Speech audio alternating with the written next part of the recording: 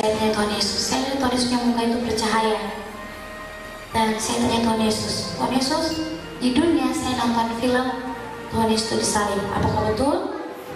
Tuhan Yesus bilang betul. Tuhan Yesus kasih Tuhan Yesus punya tangan. Di Tuhan punya tangan itu ada bekas tulang paku. Lalu saya tanya Tuhan Yesus, Tuhan, kenapa Tuhan Yesus mau seperti ini? Dan Tuhan Yesus bilang, karena aku mengasihi anak-anakku, aku rela mati kayu salib untuk menebus dosa-dosanya. Setelah itu, Tuhan bawa saya banyak pohon-pohon. Di antara pohon-pohon itu ada satu aliran sungai yang mengalir. Sungai itu jernih sekali. Lalu Tuhan Yesus bilang sama saya, Lala, cuma masukkan kayu ke dalam air. Jadi saya masukkan kayu ke dalam air itu. Dan Tuhan bilang, Lala, air itu Lala bisa minum. Waktu saya minum air itu saya rasa segar sekali. Dan Tuhan Yesus bilang sama saya lagi, Lala bisa bernafas dalam air. Waktu saya masukkan kepala ke dalam air, betul saya bisa bernafas dalam air. Banyak ikan yang datang ke dekat saya main sama mereka. Mereka tidak takut. Saya tanya Tuhan Yesus, di dunia hewan-hewan seperti ini, ikan-ikan, kalau kita pegang, mereka takut. Tapi di sini kenapa tidak? Tuhan Yesus bilang, Lala, di sini semua hewan-hewan jinak dan bisa berbicara. Lalu kami naik, saya tanya Tuhan Yesus, Tuhan, bagaimana cara Tuhan lihat perbuatan manusia? Lalu Tuhan Yesus bawa saya seperti laut kaca. Di bawah laut kaca itu bumi yang kecil sekali. Jadi saya bisa ikut lihat dari atas laut kaca itu ke semua negara, kota-kota, suku-suku, semuanya. Ada yang membunuh, ada yang bersinah, ada yang mencuri, semuanya kelihatan dari atas laut kaca itu. Lalu waktu kami jalan ada satu buku itu besar dan buku itu warna emas. Lalu saya tanya Tuhan Yesus, ini buku apa?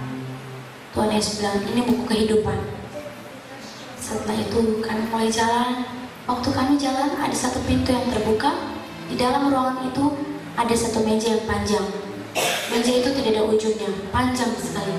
Banyak tempat-tempat atau kursi-kursi. Di antara tempat-tempat itu malaikat mereka berdiri dan mereka pegang sangkakala.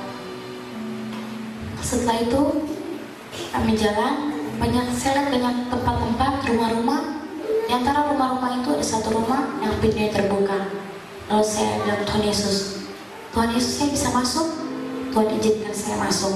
Waktu saya masuk ke dalam rumah itu, lantainya terbuat dari emas dan dindingnya itu terbuat dari berlian. Rumah itu mewah sekali. Saya bilang Tuhan Yesus, saya tidak bisa jalan di atas emas. Kalau di dunia emas itu mahal. Tapi Tuhan Yesus bilang, tidak apa-apa Lala, jalan saja. Jadi saya jalan di atas emas, saya lihat di dalam rumah itu mewah sekali. Dan saya kembali keluar, saya tanya Tuhan Yesus, Tuhan, kenapa hanya satu rumah yang pintunya terbuka? Lalu yang lain kenapa tidak? Tuhan Yesus bilang, Lala, ini bukan milik Lala, ini milik orang lain.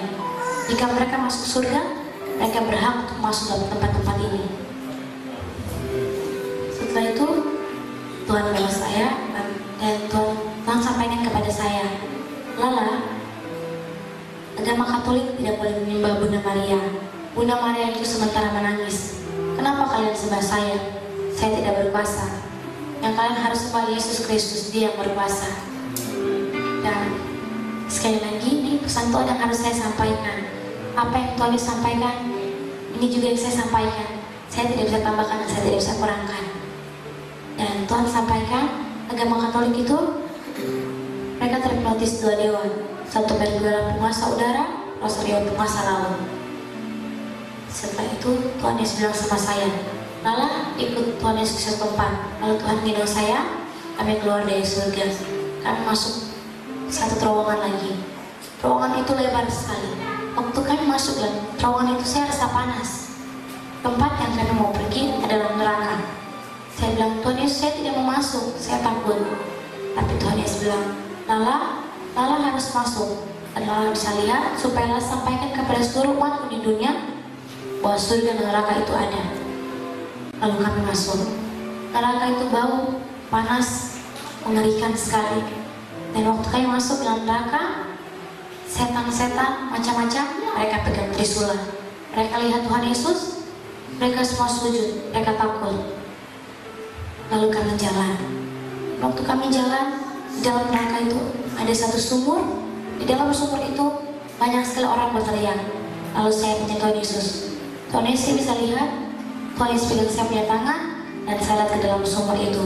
Di dalam sumur itu manusia-manusia dicambuk, daging-dagingnya terlepas, tapi tidak bisa mati. Lalu kami jalan lagi, banyak kakak-kakak remaja, lalu di dunia suka dance. Di sana dia punya lantai terbuat dari paku, dari duri-duri. Kalau mereka lompat-lompat, mereka punya kaki tusuk di duri-duri, tidak bisa berhenti. Kalau berhenti, iblis datang kembali cambuk lagi. Setelah itu kami jalan, dan orang yang suka membunuh, tangannya dipotong-potong seperti orang potong ikan, tumbuh kembali lagi, potong lagi. Dan orang yang suka menipu, lidahnya ditarik panjang, di ujungnya dikasih lubang, dan ditutup kembali ke dalam mulut. Dan waktu kami jalan, ada satu kolam, dan di dalam kolam itu semua manusia tidak menggunakan baju.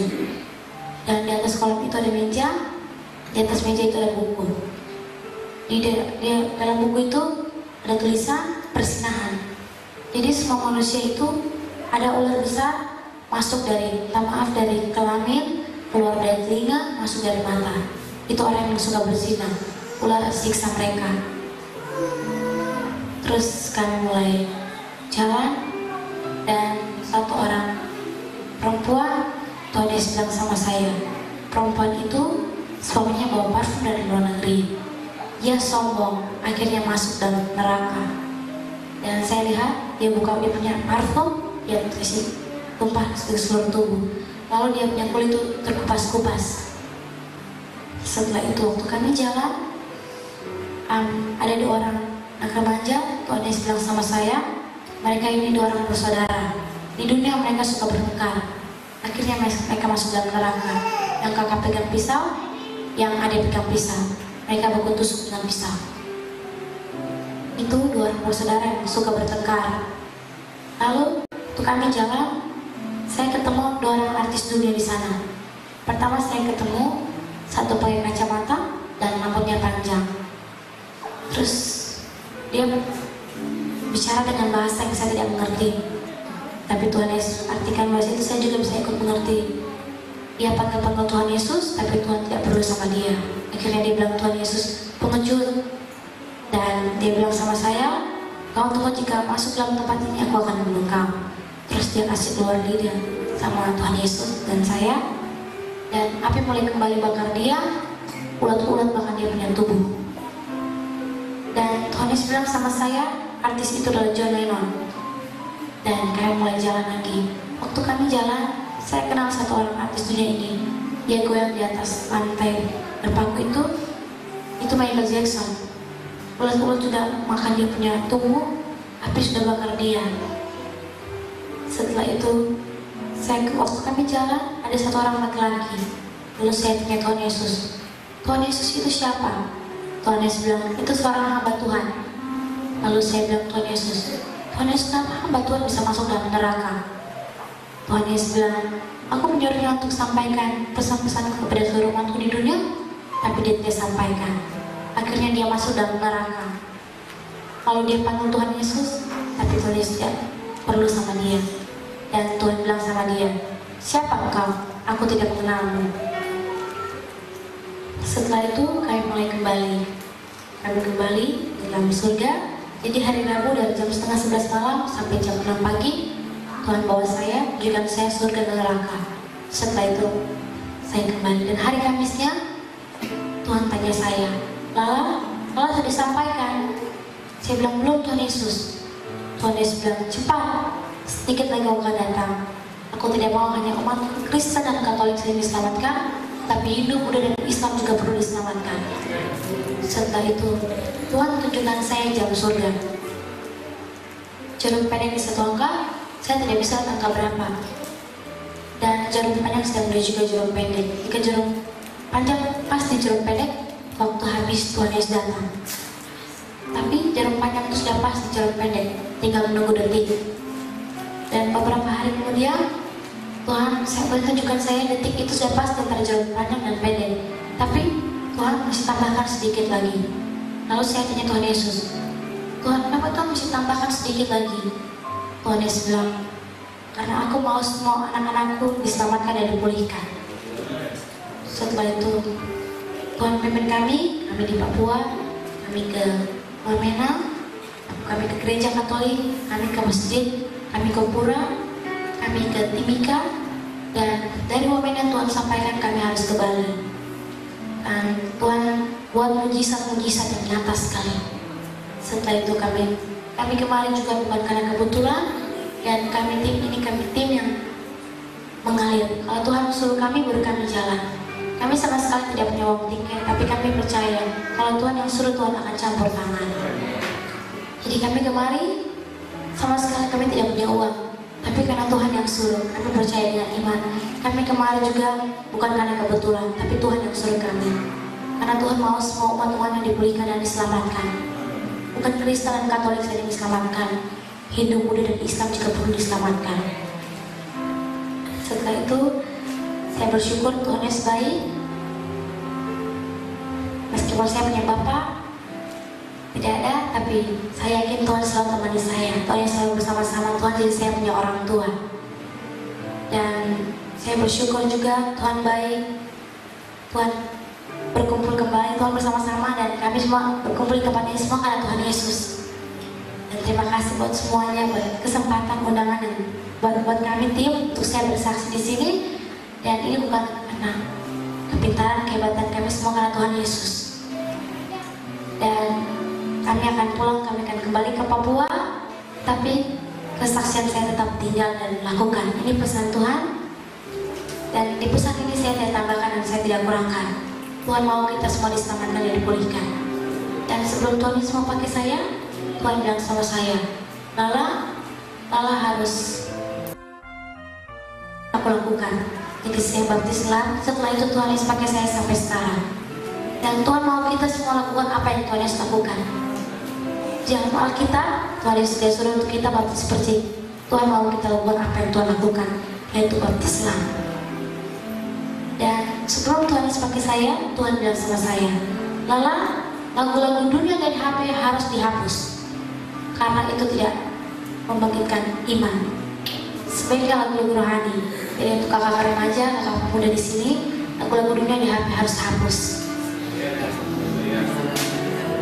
Setelah itu, Tuhan menyampaikan pada hari Minggu kami di Papua, Tuhan menunjukkan saya satu lubang besar dan banyak manusia yang jatuh ke dalam lubang itu. Lalu saya tanya Tuhan Yesus, apa maksud ini? Dan Tuhan bilang, orang-orang yang jatuh ke dalam lubang itu anak-anak yang tidak setia. Mereka akan mengalami masa 3,5 tahun atau masa antikris. Dan anak-anak yang setia, aku akan pindahkan kepada belantara. Dan mari masih ada waktu yang Tuhan berikan kepada kami, kita setia melayani Tuhan Yesus dengan sungguh-sungguh. Dan kita semua bersama-sama dengan Tuhan Yesus di surga.